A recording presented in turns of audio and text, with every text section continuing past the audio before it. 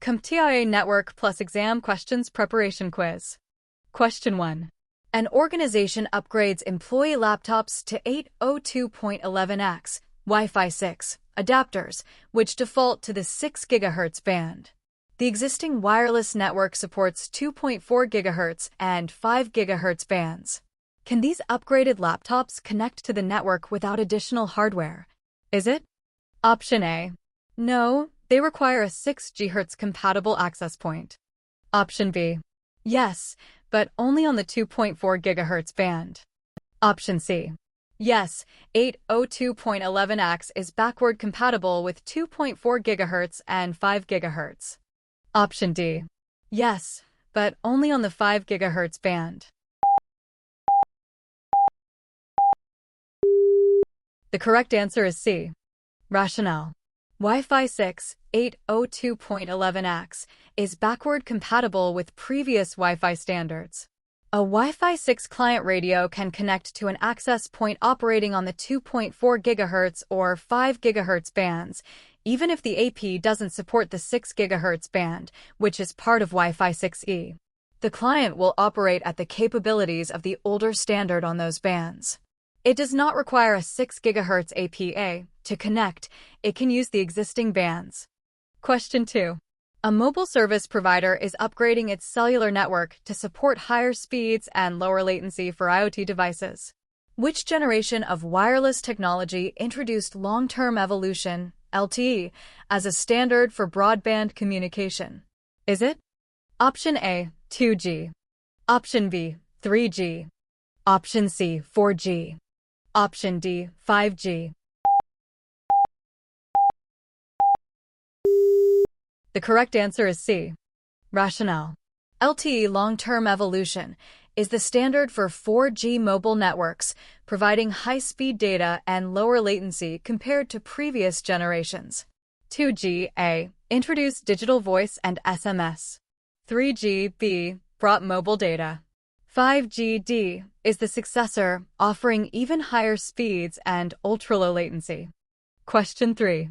In 2018, a telecommunications company rolled out a new cellular technology to consumers in select U.S. cities, promising ultra-low latency and high bandwidth for applications like autonomous vehicles.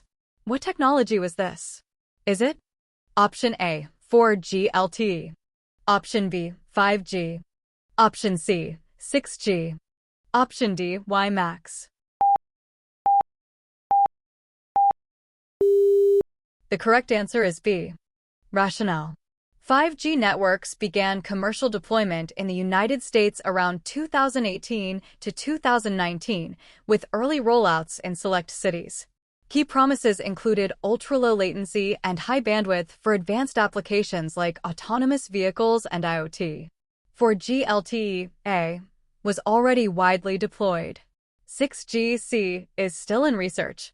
WiMAX was an earlier 4G alternative technology. Question 4. During a VoIP call, users report choppy audio where packets arrive out of order or delayed, causing interruptions. This issue is measured as packet delay variation, PDV. What is the common term for this network condition? Is it? Option A, latency. Option B, jitter. Option C, attenuation. Option D, crosstalk. The correct answer is B. Rationale. Jitter is the variation in the delay of received packets. In VoIP, high jitter causes choppy audio because packets do not arrive at a steady rate, disrupting the real-time stream. Latency, A, is the total delay, not the variation. Attenuation, C, is signal loss over distance. Crosstalk, D, is interference between cables. Question 5. A company signs a contract with an ISP for internet services, specifying minimum uptime and bandwidth guarantees. If these levels are not met, penalties apply. What document outlines these performance expectations? Is it? Option A, Memorandum of Understanding MOU. Option B, Acceptable Use Policy AUP. Option C, Service Level Agreement SLA. Option D, Non-Disclosure Agreement NDA. The correct answer is C. Rationale. A service level agreement, SLA, is a contract between a service provider and a customer that defines the level of service expected, including metrics like uptime, bandwidth, and response times, along with remedies or penalties for breaches. An MOU-A is a non-binding agreement. An AUP-B defines permitted uses of a service. An NDA-D protects confidential information. Question 6. Before implementing a major firmware update on all switches in the network, the IT manager must document the rationale, potential risks, and approval process. What is the initial step in the change management procedure? Is it? Option A. Perform a potential impact assessment. Option B. Submit a change request.